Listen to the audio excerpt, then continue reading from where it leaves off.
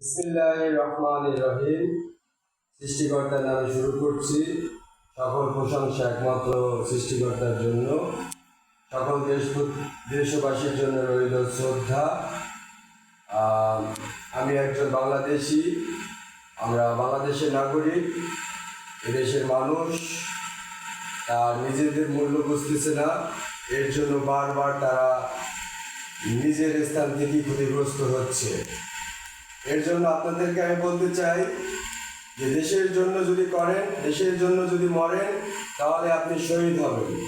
আর যদি দলের জন্য করেন, ব্যক্তির জন্য করেন, তাহলে আপনি গাদ্দার হয়ে মরবেন।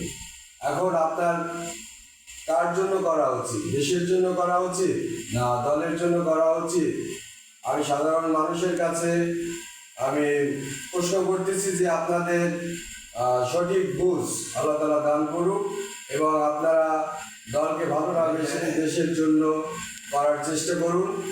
দেশের প্রতিটি ক্ষেত্রে আপনার টাকায় উন্নয়ন হচ্ছে, আপনি এর উন্নয়নের বাজেট অনুযায়ী আপনি এর হিসাব রাখুন, কারণ আপনি দেশের রাজা। আর যারা এদেশের কর্মচারী আমলা রয়েছে তারা এদেশের গোলাম, আমাদের টাকায় বেতনভুক্ত। তাই আমরা বলতেছি যে আমার হক, আমার অধিকার, আমরা বাঙালি জাতি, আমরা কখনো পরাধীন থাকিনি। তাই এখন থেকে আমরা নিজেদের মূল্য নিজেরা বুঝে নেব। ইনশাআল্লাহ আমরা দেশের জন্য করব, দেশকে ভালোবাসবো, দেশকে উন্নত করব।